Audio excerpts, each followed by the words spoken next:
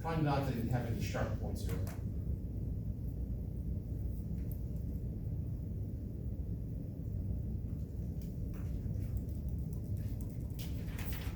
And then the acceleration energy should be really close to zero there.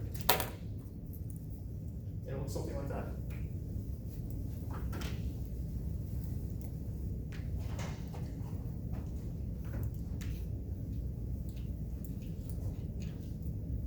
Now, I'm assuming that having gone through this once, you're now experts and there are no problems at all, other than the questions you're about to ask.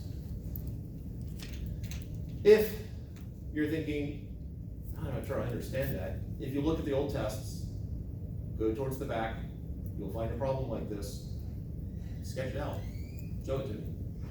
Say, does this match? If it's not one that I've seen in a couple of years, then do not expect me to look at it immediately and go, oh, yes, it's correct or not correct. But, be glad to take a look at it. Where are the old tests? Under supplemental material, I think it's labeled old tests. And you'd be looking for test 1A or test 1. Test 1 covers everything that's in test 1A and test 1B. So chapter 2 is test 1A or part of test 1.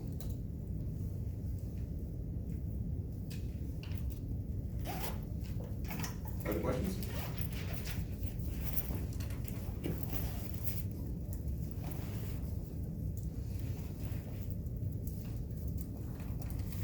All right. Not this week, but the lab next week. This whole idea of being able to, given one graph, being able to figure out what the other two graphs are, that will come in handy.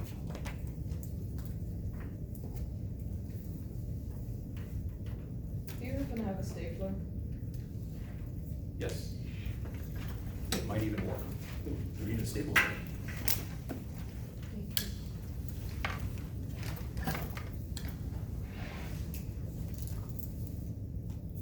All right. Now the last thing that we did was we went through this.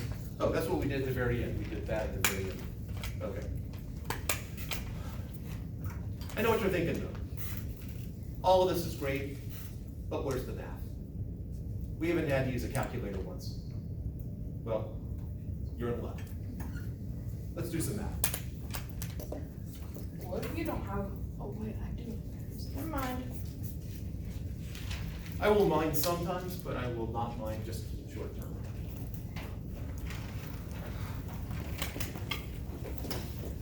So let's start out with our basic definition. Let's start out actually with the assumption. We are going to work with the case of acceleration being constant. So what we're about to derive are, I refer to as the constant acceleration kinematic equations.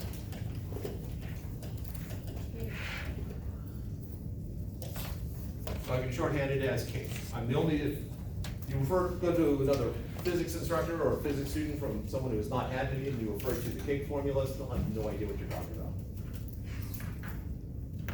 Most likely. But I'll refer to the cake formulas, yes, I know. The word equations is here, and I'm using the word formulas. Deal with it. Like an ATM machine. Or in high school, the CB book. CB stood for classroom building.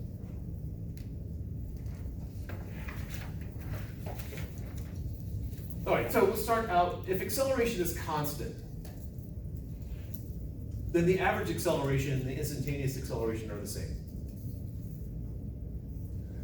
So given this, instantaneous acceleration is equal to the average acceleration.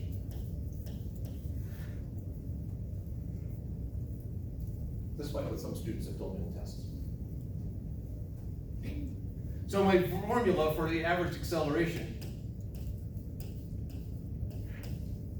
is also the formula for my instantaneous acceleration.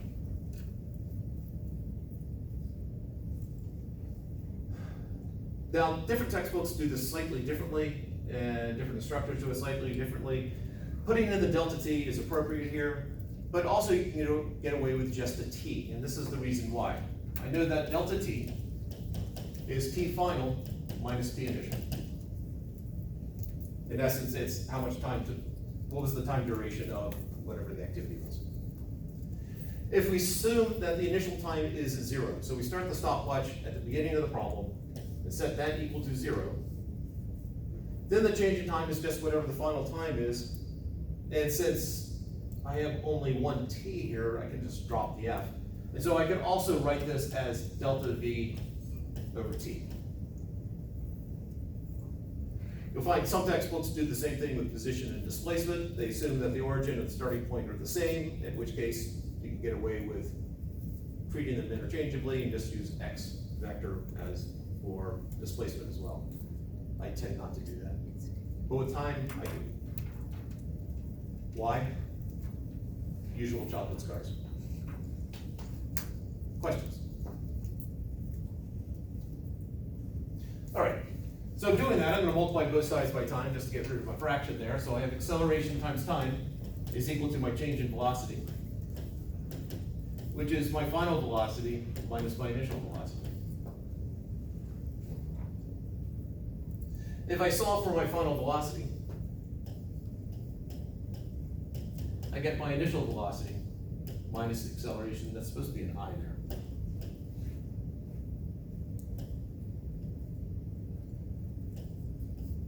Sorry, plus acceleration times time. This is the first of the cake formulas. They're not numbered so that if you were talking elsewhere and you said, hey, what's the first formula there? First constant acceleration formula.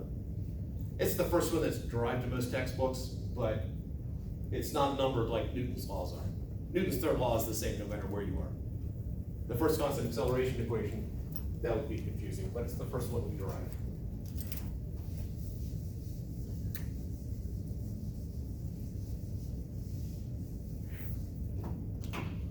Write that over here, so we got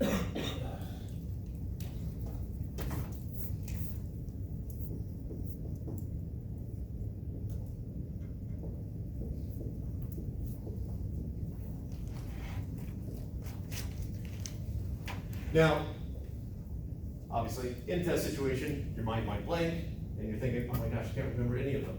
Well, just look on the first page or at the top of if it's a quiz, the top, you'll find it. But these are good to know cold.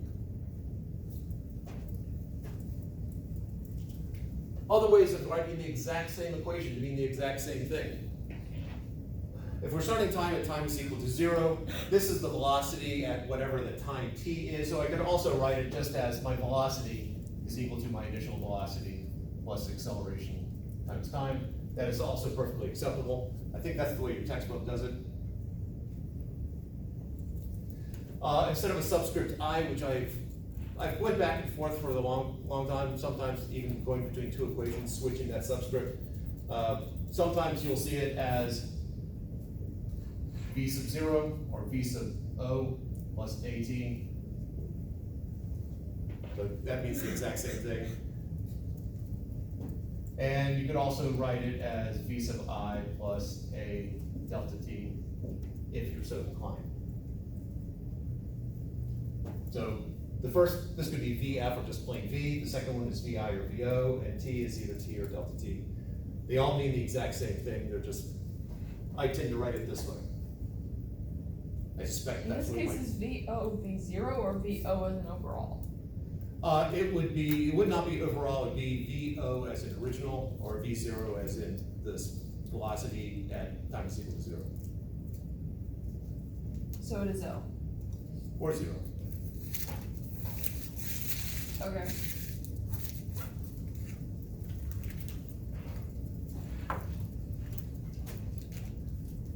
All right, one down, 3 to go. Actually, there's 5 that some textbooks do, as I do talk about in one of my videos, but we're only doing 4 of them. The other one just is superfluous.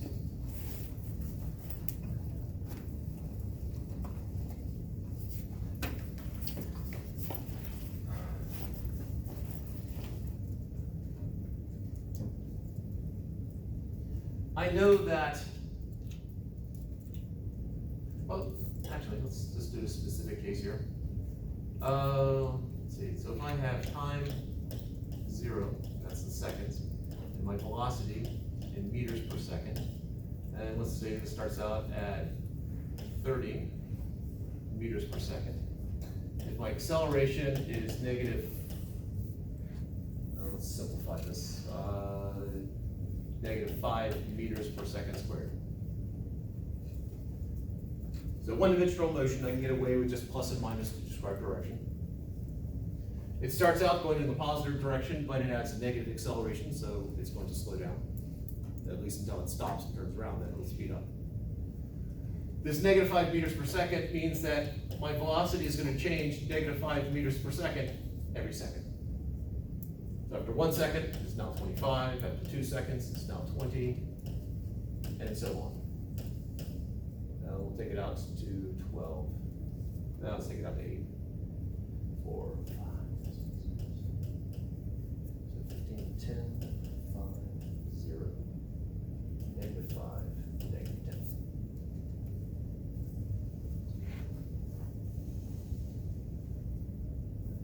What is the average velocity?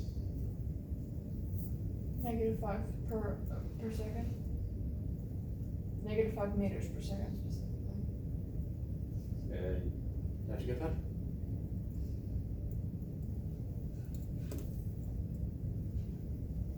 It felt right? 30 minus 25 is 5. 35 minus 20 is 5.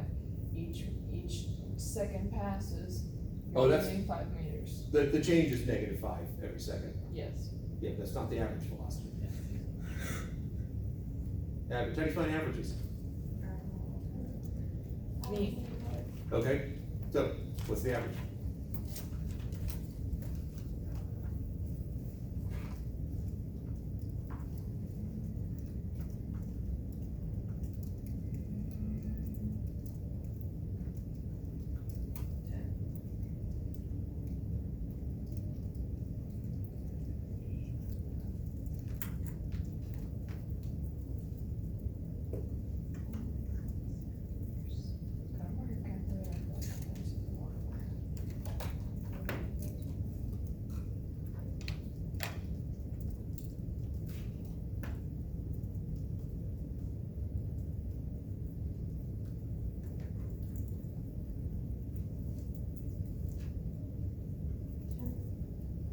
Or 10. give me the whole thing.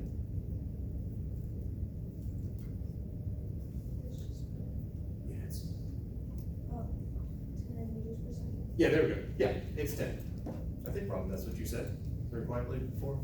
I didn't say that. Oh, you found it, sorry. I was wrong. I was like, hold on. 80 divided by 9. All right, so you get 10 meters per second as the average.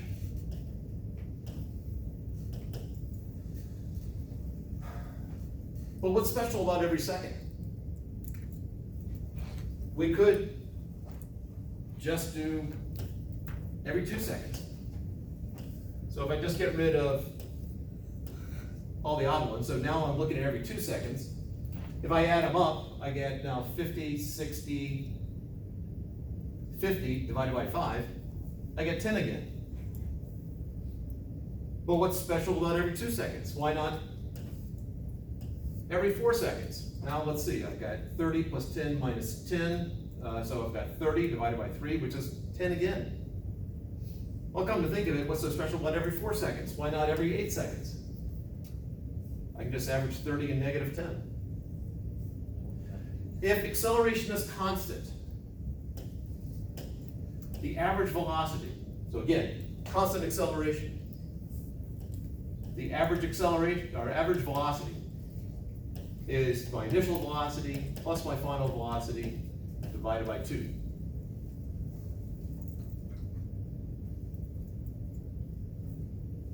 We of course can derive that a different way. So let's do it.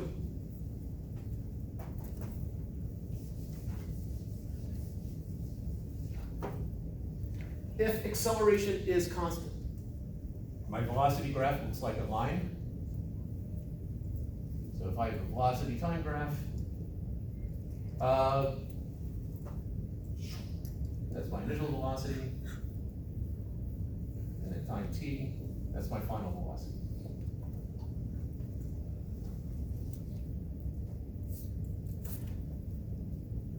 It turns out, well, let's take a look at the units. I'm going to drop back for just a second here. If I have a velocity in meters per second and time in seconds, and so let's say that this is 40 meters per second over the course of 10 seconds. What's the area of that rectangle?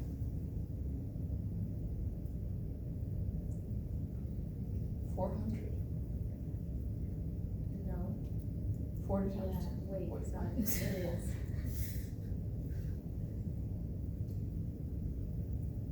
40 times 10 is 400. I don't see what's Yeah, I agree with debatable that. here. No problem. It's nothing. Oh, it was something. No. I'm all right. 40 what? See, that's what, I didn't know what the units are. Yeah, okay. And that's part of what I'm doing here is Oh. more than just review of how to find that area of a rectangle, but the units are the key part of what I'm trying to get towards. Is it 400 meters per second squared? Which is just. It's No, not- it is not meters per second squared. Wouldn't it just be 400 meters because the seconds cancel out? Yes. I don't know. It is my distance this way, my vertical distance is 40 meters per second. My horizontal is 10 seconds. The seconds cancel out, I'm left with 400 meters.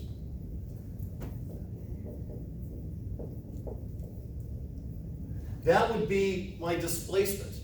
If this is a velocity time graph, then my displacement over those 10 seconds is 400 meters. The area under my velocity time graph is displacement. The area under my acceleration time graph is change in velocity. So if I look at this, my average value, average is defined, if you start dealing with average values of a function, the average is defined such that the average times however what the duration is will have the same area as the area under the curve. Under the curve. If you haven't had calculus, under the curve means between the curve and 0. So if you're below the line, under the curve would be a negative value.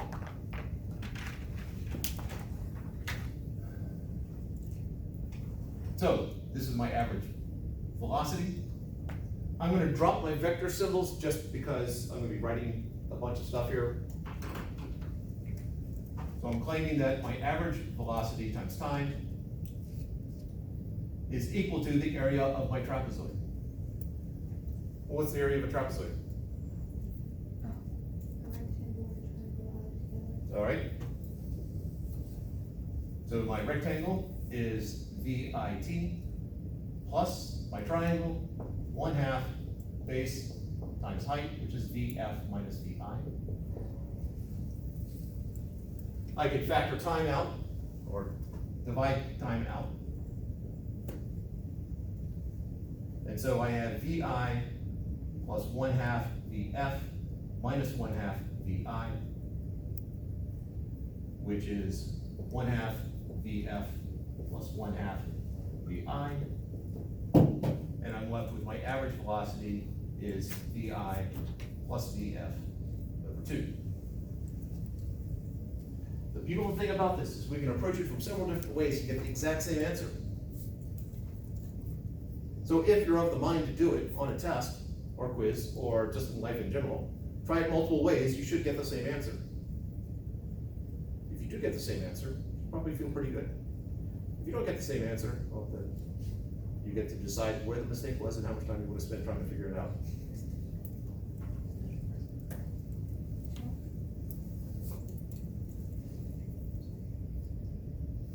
So, if I look at displacement, or average velocity is displacement divided by time. I'll go ahead and put the delta T for now. That's average velocity. If I multiply both sides by time, I get my displacement or change in position is equal to my average velocity times time. Well, if acceleration is constant, I can plug that in, and we now have a second formula. Displacement. What did I use over there? I used X. Let's go with X for now. Is equal to VI plus VF over 2 times time.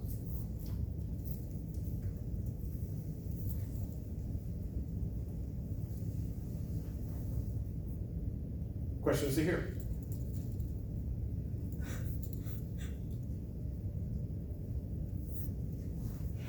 All right. Now we're going to combine those two equations.